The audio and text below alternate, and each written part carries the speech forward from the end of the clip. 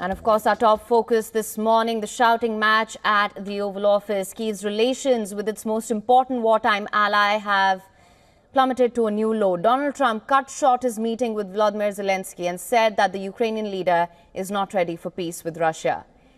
This clash, an extraordinary shouting match in the Oval Office, has thrown questions over chances for a truce. Zelensky was meant to make a full White House visit to sign a minerals deal with the United States as part of post-war recovery in a US-brokered truce. Instead, an ugly clash blew up almost immediately, where Trump and Vance shouted at Zelensky, accusing him of not being thankful for United States help in the 3-year war against the Russian invasion. Trump berated Zelensky, telling him that without US assistance, Ukraine would have been conquered by Russia. According to a US official, the Ukrainian leader was told to leave. And we are thankful. I said thanks you haven't in been this allowed. cabinet. You haven't been allowed. In this cabinet. We gave you, through this stupid president, $350 billion. You voted we gave for you your military president. equipment. And you men are brave, but they had to use our military. What about if you didn't have our military equipment, if you didn't have our military equipment, this war would have been over in 2 weeks. In 3 days, I heard it from Putin. In 3 days. This is something maybe new. Less. In 2 weeks, of course, yes. It's going to be a very hard thing to do business like this. I tell you. Now, this meltdown came after Trump said Ukraine will have to make compromises in a truce with Russia, adding that they hopefully won't be as big as some people think. But showing Trump pictures of war atrocities, Zelensky said there should be no compromise with a killer on their territory. You don't have the cards. You're buried there. Your people are dying. You're running low on soldiers. Listen, you're running low on soldiers. It would be a damn good thing. And then you tell us, I don't want a ceasefire. I don't want a ceasefire. I want to go and I want this. Look, if you could get a ceasefire right now, I tell you, you take it so the bullets stop flying and your men stop getting killed. Of course. Zelensky left his motorcade shortly after without holding a planned joint conference. The White House has said that the resources deal has been left unsigned. Trump took to his Truth Social platform to say that Zelensky disrespected the United States of America in its cherished Oval Office. Trump further wrote that Zelensky is not ready for peace and can come back when he is ready. The meeting had appeared to get off to a friendlier start, though, initially. I think President Trump is on our side. That's what Zelensky said. But it soon was followed by dramatic public meltdown that you just saw. But once we sign that deal, you're in a much better position. But you're not acting at all thankful. And that's not a nice thing. I'll be honest, that's not a nice thing. All right, I think we've seen enough. What do you think? This is going to be great television, I will say that. Trump has said Zelensky overplayed his hand during their clash, accusing his visitor of wanting to drag out conflict with Russia.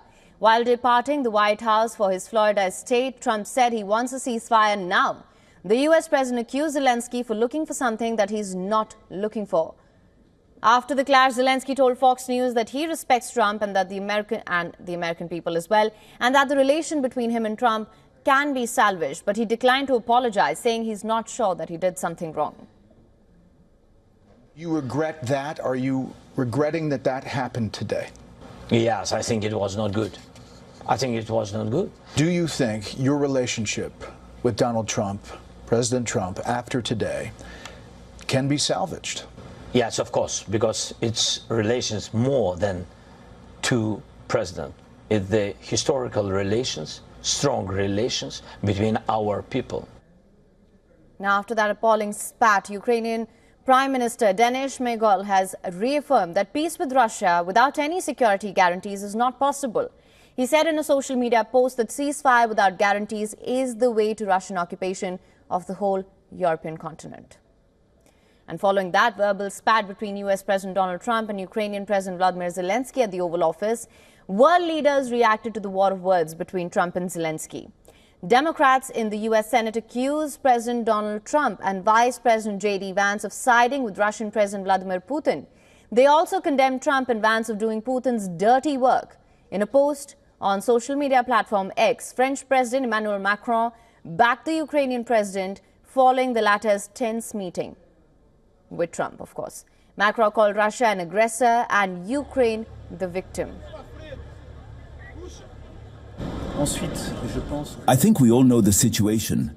There's an aggressor, which is Russia, and a people attacked, which is Ukraine. I think we all were right to have helped Ukraine and sanctioned Russia 3 years ago, and to continue to do so.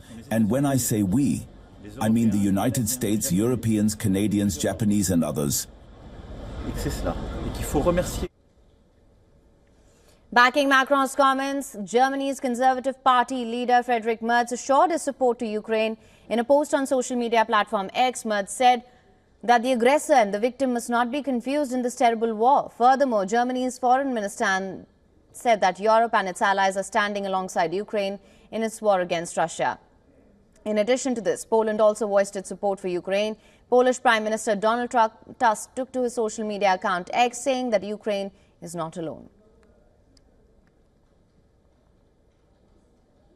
The European Union also assured its unwavering support to Ukraine in a joint statement. EU Chief Ursula von der Leyen urged Ukraine to stay strong and fearless.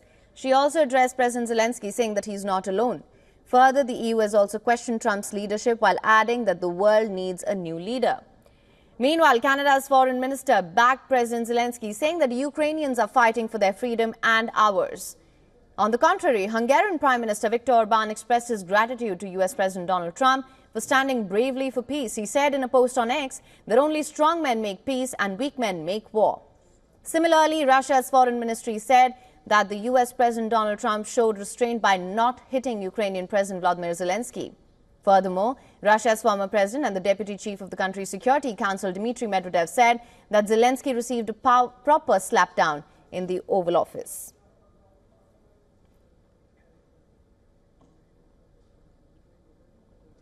For more on this, our correspondent Susan Tehrani has sent us this report from New York. Listen to this. The fallout from the Trump-Zelensky-Vance showdown has the potential to reshape the geopolitical chessboard. Donald Trump's statement that Volodymyr Zelensky can come back when he is, quote, ready for peace reflects the frustration with Ukraine's persistent push for military assistance prior to any deal with Russia. Meanwhile, Volodymyr Zelensky's refusal to apologize during his Fox News interview on Friday may underscore Ukraine's defiance, but also may not do Ukraine any favors in garnering future U.S. support. So the question is, will the United States now pivot away from Ukraine? Will the Europeans fill the gap? Will they even be able to? And more importantly, did what just happened at the Oval Office kill all hopes for peace, or is this all part of the art of the deal? We'll soon find out. Susan Tehrani reporting from New York for WION World this month. For latest news, download the WION app and subscribe to our YouTube channel.